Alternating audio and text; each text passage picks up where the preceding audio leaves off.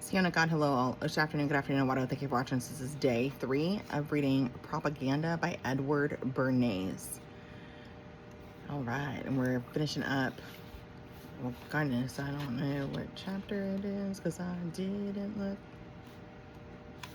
Okay, so chapter 4. So we're in chapter 4, and hopefully we'll get through that. So it said it will come to him as his own idea. Under the old salesmanship, the manufacturer said to the prospective purchaser, in quotes, "Please buy a piano," end quote. The new salesmanship has reversed the process and caused the prospective purchaser to say to the manufacturer, in quotes, "Please sell me a piano," end quote.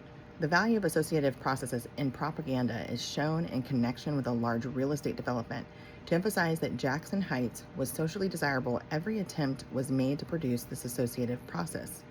A benefit performance of the Jitney, Jitney players was staged for the benefit of earthquake victims of Japan under the auspices of Mrs. Astor, Astor, and others. The social advantages of the place were projected, a golf course was laid out, and a clubhouse planned. When the post office was opened, the Public Relations Council attempted to use it as a focus for national interest and discovered that its opening fell coincident with a date important in the annals of the American Postal Service. This was then made the basis of the opening. When an attempt was made to show the public the beauty of the apartments, a competition was held among interior decorators for the best furnished apartment in Jackson Heights.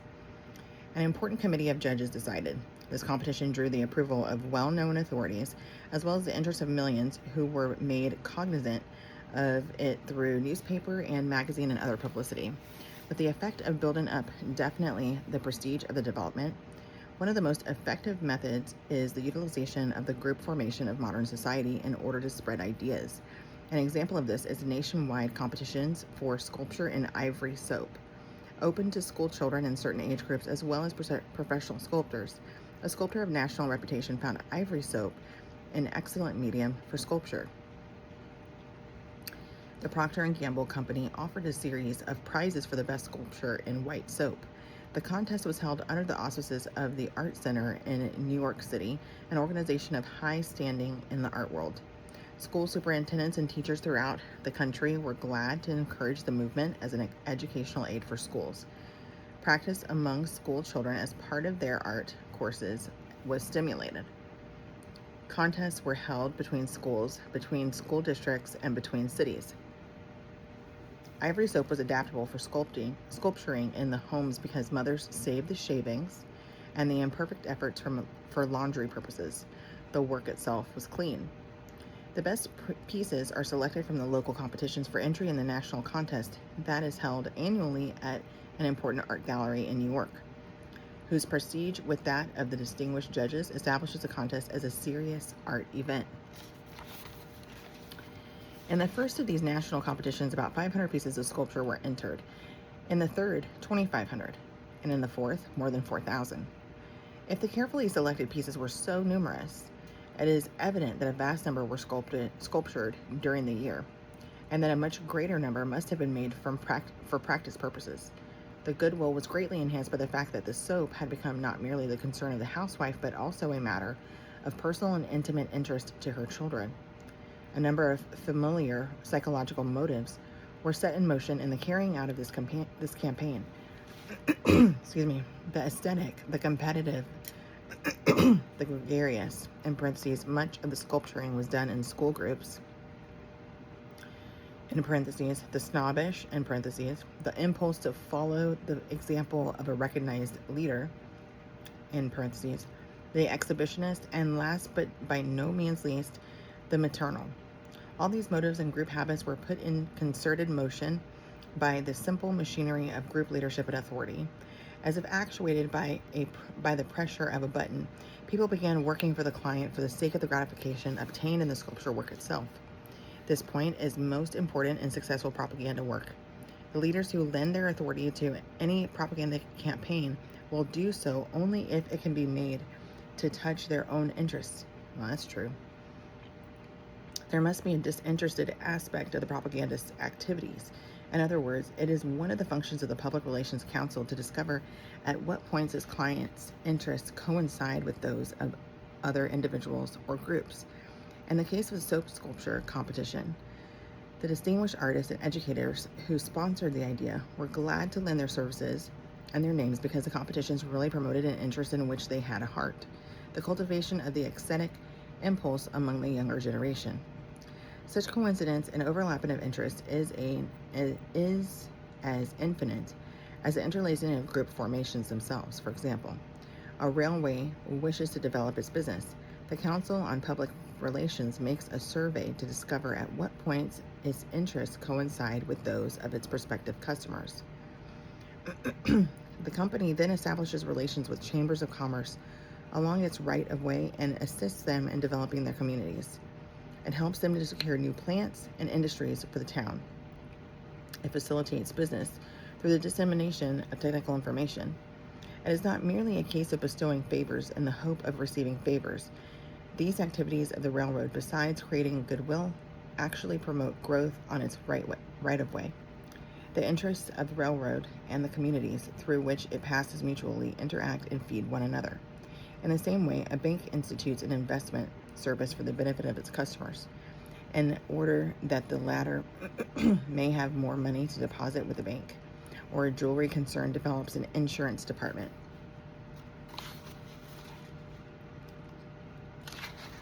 To insure the jewels it sells, in order to make the purchaser feel greater security in buying jewels, or a baking, like baking the food.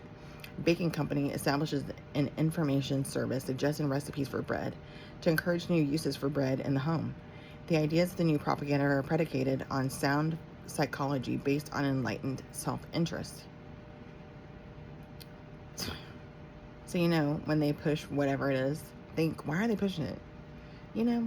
Not just are things going to expire, but are people slowing down in buying bread? So like making bread themselves.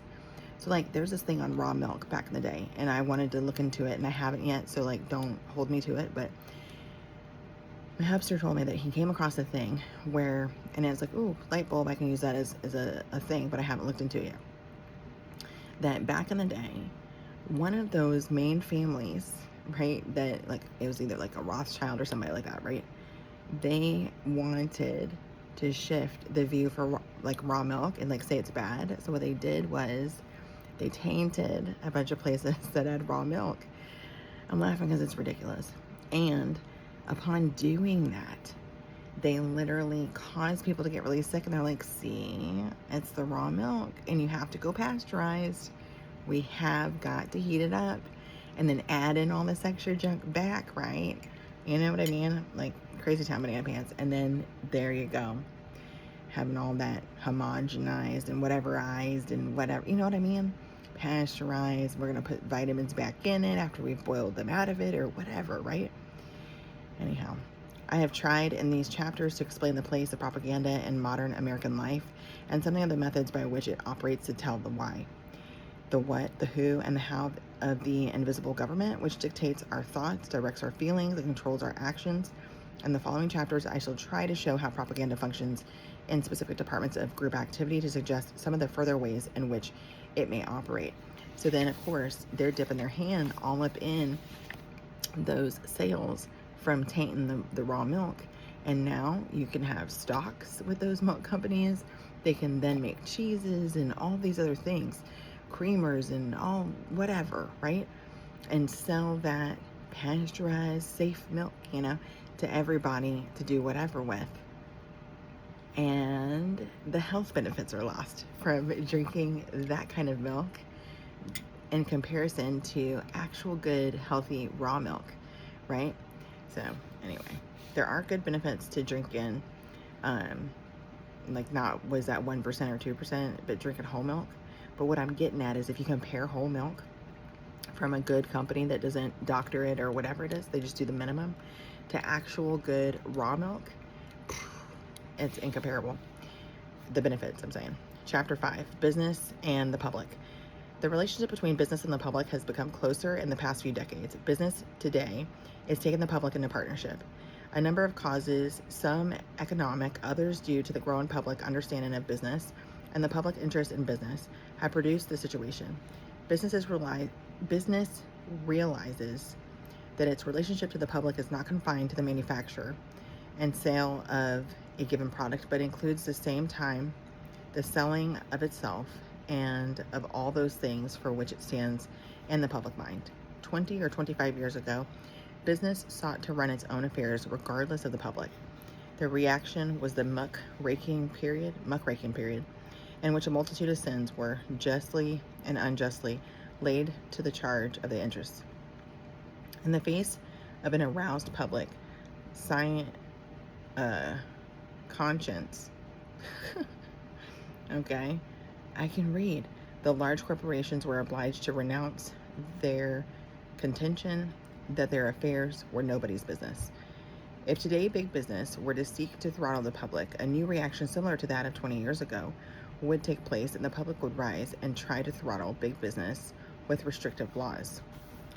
Business is conscious of the public's conscience. Oh goodness. The consciousness has led to a healthy cooperation. Another cause for the increasing relationship is undoubtedly to be found in the various phenomena growing out of mass production. Mass production is only profitable if its rhythm can be maintained, that is, if it can continue to sell its product in steady or increasing quantity. The result is that while under the handicraft or small unit system of production that was typical a century ago, demand created the supply. Today, supply must actively seek to create its corresponding demand.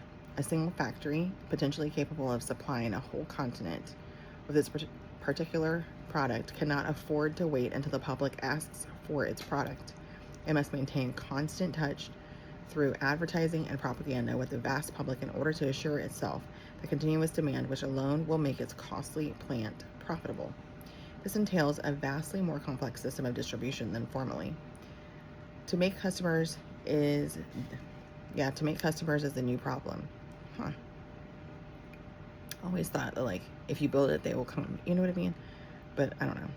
One must understand not only his own business, the manufacturer of a particular product, but also the structure, the personality, the prejudices of a potentially universal public. Still another reason is to be found in the improvements in the technique of advertising, as regards both the size of the public, which can be reached by the printed word, and the methods of appeal. The growth of newspapers and magazines having a circulation of millions of copies, and the art of the modern advertising expert in making the printed message attractive and persuasive have placed the businessman in a personal relation with a vast and diversified public. Another modern phenomenon which influences the general policy of big business is a new competition between certain firms and the remainder of the industry to which they belong. Another kind of competition is between whole industries in their struggle for a share of the consumer's dollar. When, for example, a soap manufacturer claims that his product will preserve youth, he is obviously attempting to change the public's mode of thinking about soap in general, a thing of grave importance to the whole industry. Or when the metal furniture industry seeks to convince the public that it is more desirable to spend its money for metal furniture than for wood furniture, it is clearly seeking to alter the taste and standards of a whole generation. In either case, business is seeking to inject itself into the lives and customs of millions of persons. Even in a basic sense, business is becoming dependent on public opinion. With the increasing volume and wider diffusion of wealth in America, thousands of persons now invest in industrial stocks, new stock or bond flotations upon which an expanding business must depend for its success. Okay, I'm really, really tired. We got in late last night from seeing our daughter. It's like 4 hours away and helping her out. And then today we took our son to Monster Jam, which we bought tickets like months ago for that. And I'm tired. So I'm going to try and do this. I didn't get to do it yesterday, so I'm trying. All right. Okay. And be affected only if the concern has understood how to gain the confidence and goodwill of the general public. Business must express itself and its entire corporate existence so that the public will understand and accept it. It must dramatize its personality and interpret its objectives in every particular in which it comes into contact with the company, in parentheses, or the nation of which it is a part. An oral corporation which truly understands its many-sided relation to the public on just a second. Oh yeah, just make sure I didn't skip a page in my tiredness. All right, contact with the community, in parentheses, or the nation, in parentheses, of which it is a part. An oil corporation which truly understands its many-sided relation to the public will offer that the public not only good oil, but a sound labor policy. A bank will seek to show not only that its management is sound and conservative, but also that its officers are honorable both in their public and in their private life. A store specializing in fashionable men's clothing will express in its architecture the authenticity of the goods it offers. A baker will seek to impress the public with the hygienic care observed in its manufacturing processes, not only by wrapping its loaves in dust-proof paper and throwing its factory open to public inspection, but also by the cleanliness and attractiveness of its delivery wagons. A construction firm will take care the public knows not only that its buildings are durable and safe, but also that its employees, when injured at work, are compensated. At whatever point a business enterprise impinges on the public consciousness, it must seek to give its public relations a particular character which will conform to the objectives which it is pursuing. Just as a production manager must be familiar with every element and detail concerning the materials with which he is working, so the man in charge of the firm's public relations must be familiar with the structure, the prejudices, and the whims of the general public, and must handle his problems with the utmost care. The public has its own standards and demands and habits. You may modify them, but you dare not run counter to them. You cannot persuade a whole generation of women to wear long skirts, but you may, by working through leaders of fashion, persuade them to wear evening dresses which are long in back.